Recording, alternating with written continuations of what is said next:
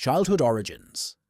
Tom Marvolo Riddle was born on the last day of 1926 in a small London orphanage under circumstances that defined much of his future. His mother, Merope Gaunt, descended from the once noble but degenerated Gaunt family, had used magic to ensnare the wealthy Muggle Tom Riddle Sr. in a loveless union. When the enchantment faded, Riddle Sr. abandoned her while she was pregnant. Destitute, ill, and stripped of hope, Merope gave birth to her son in near secrecy before dying shortly afterward, leaving him an orphan with no parental love, guidance, or attachment. His very first breath in the world was surrounded by abandonment and death, planting the seeds of detachment that would follow him all his life. Raised in Wool's orphanage, Tom grew up apart from warmth and affection. The caretakers noted his strange, unsettling presence, describing him as withdrawn, yet commanding. Even as a child, he displayed an uncanny ability to manipulate and frighten others. His magical talents emerged early, but in twisted, cruel ways. He once terrorized two fellow orphans by hanging them in a cave using his powers, savoring their fear as if it were a reward. On another occasion, he stole possessions from other children and carefully hid them in a box as trophies, a habit that foreshadowed his later obsession with Horcruxes and collecting magical relics. These incidents reflected not just uncontrolled magic, but a personality that relished dominance and control. Perhaps most telling was Tom's lack of empathy. Unlike many young witches and wizards who discovered their powers accidentally and with wonder, Tom used his abilities deliberately to cause suffering or enforce his will. He demonstrated an instinctive cunning and an ability to mask his true self when necessary. To the orphanage staff, he could present himself as polite and well-mannered, but beneath the surface burned a cold calculation. When Albus Dumbledore visited him at age 11 to invite him to Hogwarts, Tom had already begun shaping his identity as someone set apart and superior. Dumbledore noticed the disturbing traits immediately: the need for secrecy, the hunger for power, and the absence of remorse. Their first meeting revealed Riddle's belief that he was destined for greatness, a belief he already linked to his ability to speak with snakes. His Parseltongue gift, inherited from the Gaunt bloodline, reinforced the idea that he was unique and chosen. This childhood, devoid of love and steeped in manipulation and cruelty, was not simply the backdrop of Voldemort's later evil. It was the crucible that forged his earliest transformation into something monstrous.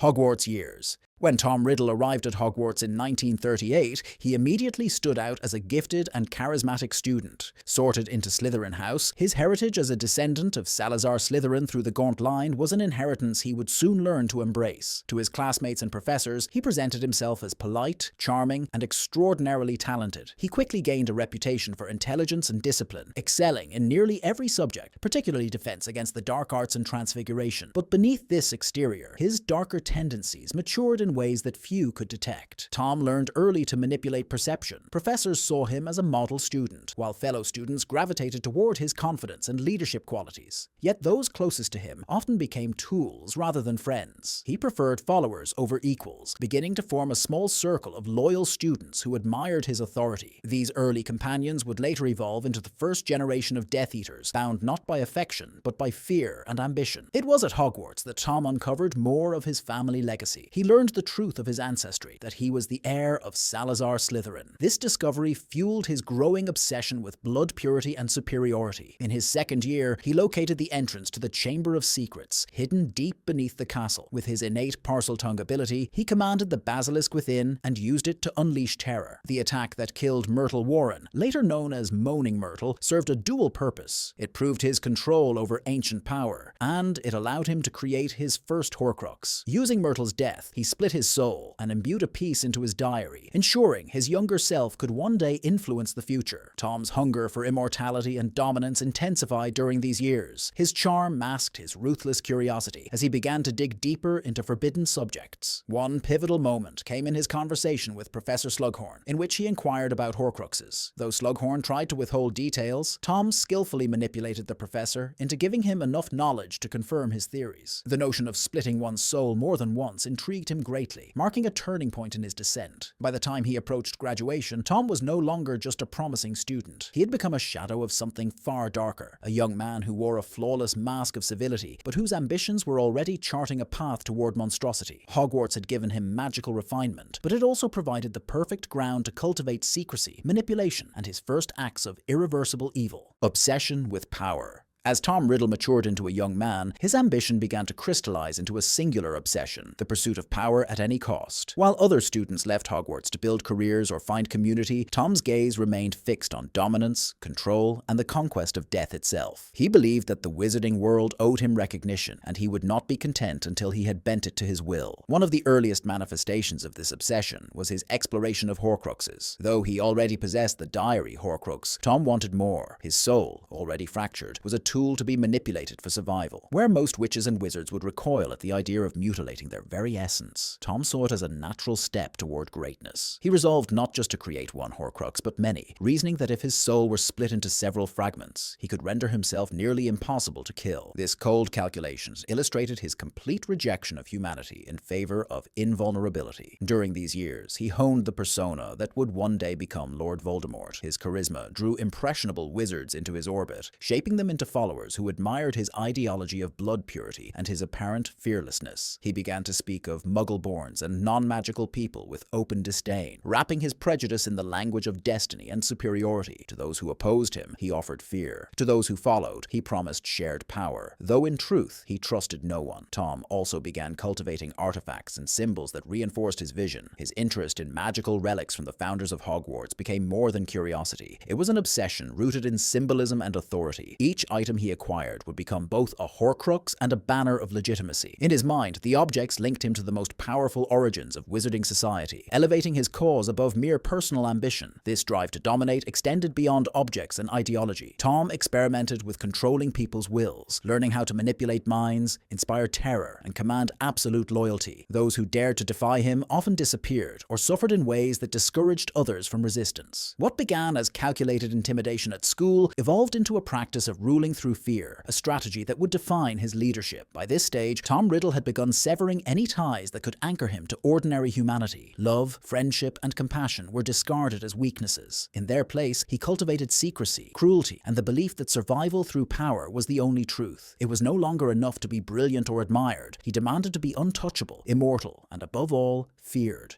Post-Hogwarts rise. After graduating from Hogwarts in 1945, Tom Riddle faced a world that expected him to choose a respectable career path. Professors, including Armando Dippet, believed he might one day return as a teacher, and his peers assumed he would pursue a prestigious ministry position. Yet Tom rejected these avenues, for they offered service and compromise rather than absolute control. He had no intention of working under others when he believed himself destined to rule. Instead, he secured a position at Borgin & Burke's, a shop known for dealing in dark magical artifacts. This role suited him perfectly. It allowed him to immerse himself in powerful relics, manipulate wealthy clients, and identify treasures worth stealing for his own designs. His persuasive charm made him invaluable to the shop's business, yet beneath the polished exterior, he schemed constantly to acquire objects linked to magical lineage and power. It was through this position that he encountered Hepzibah Smith, a wealthy collector of rare magical items. During a carefully staged visit, Hepzibah revealed two of her prized possessions: Salazar Slytherin's locket, once belonging to his mother's family, and Helga Hufflepuff's cup. Tom's delight was hidden behind courtesy, but his mind was already set. These relics represented both personal heritage and symbolic conquest. Within days of the visit, Hepzibah was found dead under suspicious circumstances, and the artifacts vanished. Tom had murdered her, ensuring his control over two more founder relics, and using her death to create additional Horcruxes. This period marked the physical shift in his appearance. Where once he was described as handsome and commanding, each act of soul-splitting left him less human. His features grew gaunter,